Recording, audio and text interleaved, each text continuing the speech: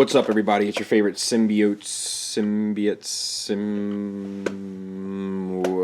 whatever. I'm not sure how to pronounce that unit. I'm sure one of you dorks will correct me, and I mean the term lovingly. If I wrote it, I would have put a winky face after it so you would have known it's all good. Today we're going to be looking at Marvel Legends, Spider-Woman, and Toxin. And we'll just go look at each individually, okay? This is Toxin, and he is the love child of Carnage, I believe. It's been a while, but I think it's like the symbiote. There's a lot of words like that for me. Batman Begins. I love Batman Begins. Christian Bale, Liam Neeson, Qui-Gon. Yeah, well, I'm still waiting for some repro labels, stickers. Yeah, Avengers wasn't bad. I'll tell you what didn't hurt it. Scarlett Johansson, Black Widow. He's actually a lot better than I thought. I wasn't terribly excited about getting him. I felt like I needed him, but I wasn't terribly excited about it. And after having him out of the box, like I liked him a whole lot. First impressions are he's super solid. The plastic's good. Everything is pretty good. I actually reluctantly say that because I wanted to destroy this thing verbally. So let's take a look at articulation. Head is on a ball disc. You get everything you need.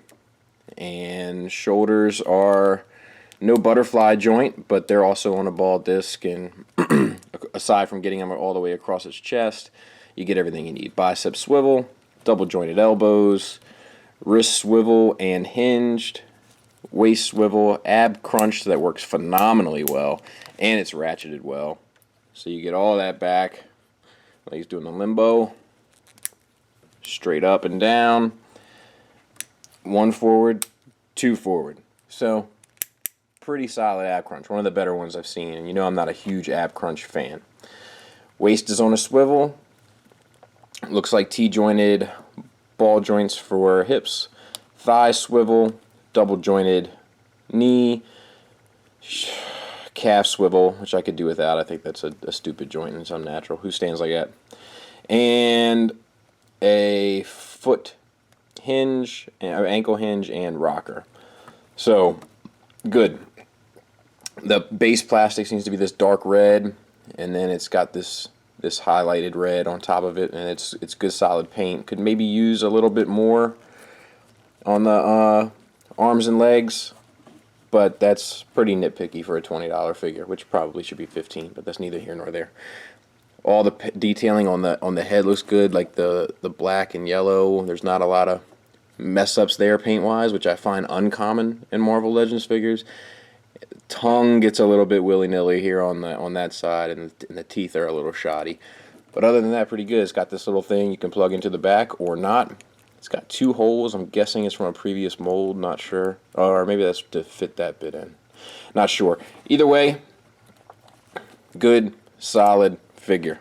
I gotta say, it really makes me want to get a Venom and a Carnage in my life. As for Spider-Woman, she's actually really good as well. I thought she was going to share a lot of the same sculpt as Black Cat, just being as though they're kind of from the same sort of assortments, but she doesn't.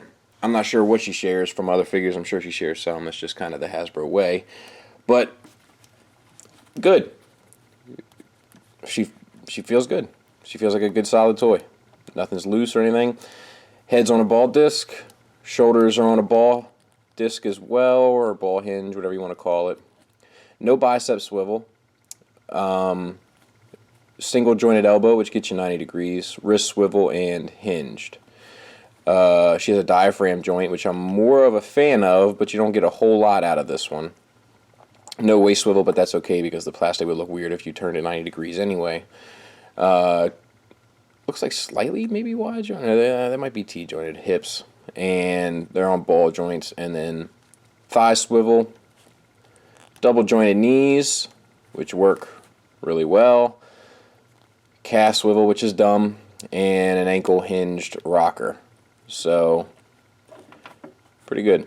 Now the problem with her is that she's got the smaller feet and everything, so she's not going to stand as well. And you know they don't come with stands anymore because I don't know, they're cheap and dumb. and think that people are going to be able to put this thing in some sort of dynamic pose without it tipping over, which is also dumb. Yeah, but whatever. Oftentimes with Marvel Legends, especially the female characters, I find like the butt looks wonky, for lack of a better term, and this one does not at all. You know, it looks good, so to speak, not being weird. So yeah, I gotta recommend both of them. Let's do some size comparisons, some final thoughts, and get out of here. There the two of them are. There's Spider-Man, and you can't see him at all. There's Spider-Man. And I've already had forgotten, which is the problem with being a collector. I already have a Carnage, so all I need is a Venom, and that's perspective's playing little tricks on you. That's how he sizes up with Toxin. So yeah, good size all around. She's a bit shorter, he's a bit taller.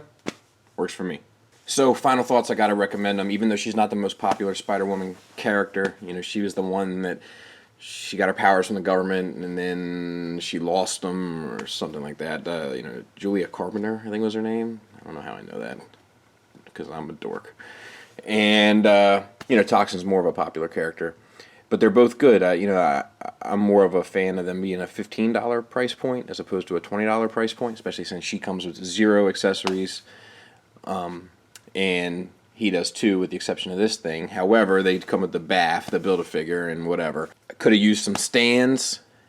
On the flip side, I'm also happy that neither of them really have a gimmick to go with them, because I can't stand a gimmick for the most part, except for maybe a Headmaster and a Target Master. So yeah, good figures. Pick them up. They're this Hasbro forced scarcity nonsense, so that kind of sucks. But other than that, definitely worth a pickup. She's got some inking here on her hair too, to give you some depth to her hair, and also her suit. Like the lines and stuff on the Spider, they line up pretty well. I mean, obviously, if you put them in a pose, you're going to lose some of it. But other than that, they line up. There's a little, you know, it gets outside the lines here and there. But overall, a pretty nice job, I must say. I actually feel like his bright red spray looks a lot less natural than the line work that's purposely done on her. So yeah, pick them up. They're good if you're into Spider-Man and that sort of nonsense. And if not, then what are you watching for, bro? See you soon. Thanks for watching. Thanks for listening. Till next time, take care. Switched it up on you.